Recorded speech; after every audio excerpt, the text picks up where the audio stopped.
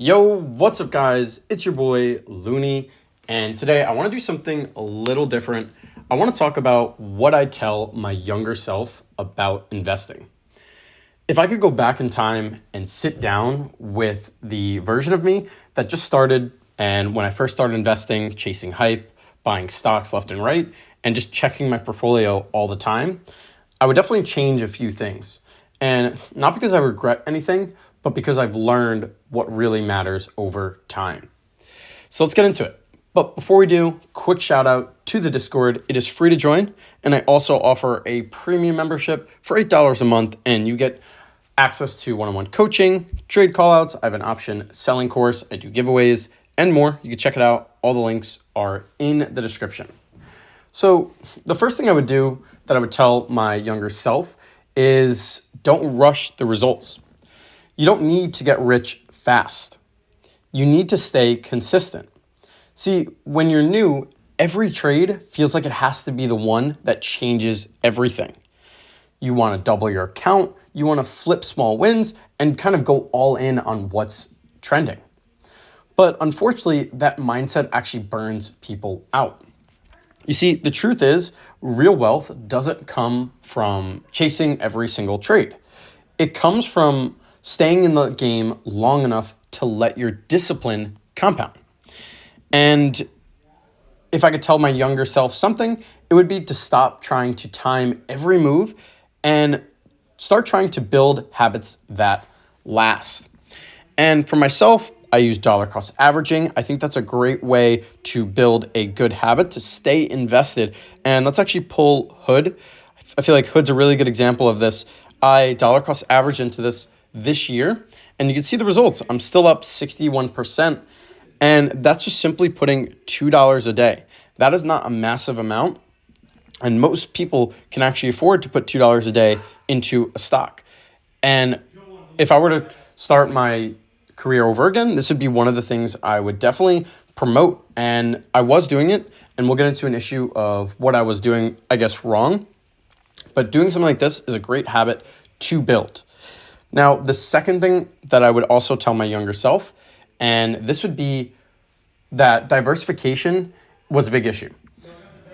And really, when I thought about diversification, I thought it was super important. And the issue with that is you get over-diversified, and it makes your portfolio messy, and oftentimes your decisions become emotional. Now, if I were to tell myself over again, I would say keep it simple. I would definitely say to stick to less stocks. I would probably do 5 to 10 stocks. That would probably be what I would say. After that, they often overlap and you kind of get diminishing returns. And then for the crypto side, again, I'm still a little too diversified. I just don't want to sell for a loss. I would definitely say like 3 to 5 cryptos and just kind of trim those down as much as possible, because focus often beats the chaos. See, you don't need to own every shiny ticker. There's going to be a new stock. There's going to be a new position that comes out every single week, every single day. It's just the way it is. You need to stick to the ones that you have good conviction on. You did your research, you did your due diligence, and stay with those. Because you need to know your game plan. You need to stay patient and just keep adding to what you believe in. For example, something like Beyond Meat. This is, or even Beyond and Open. Open, I unfortunately am in a situation where I'm down 23%. You can consider this a hype play, and I was chasing the shiny object. And then again, I did it again with Beyond Meat. This one is green or slightly green, but I'm not going all in. This is only like a percentage of my portfolio. This one's 0.5, and this one's like 2%. So I am doing it. I'm still chasing that hype and chasing that shiny play, but these ones are definitely short term. My long-term positions are very focused. I have Riot, I have Mara, I have SoFi, Hims, Amazon, Google. Those are my long-term plays.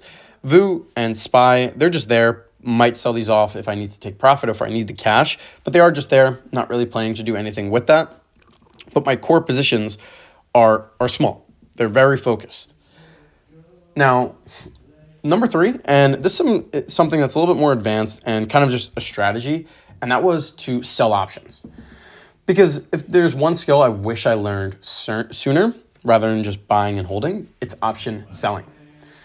Because back then, I thought the only way to make money was from just buying and holding, or seeing the price going up.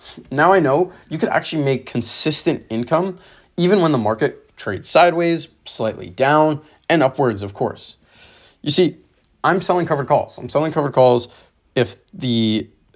not to hedge, but to collect income. And I'm also selling cash secured puts on red days or when things are showing oversold. And they taught me that you don't have to chase.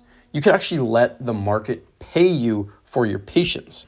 And if I knew that earlier, I would have saved myself a lot of emotional trades and just random FOMO entries. And yeah, I definitely am doing that now. I'm emphasizing that a lot. Like something like Zeta, this is a stock I really like, but the market and just overall positions are overvalued.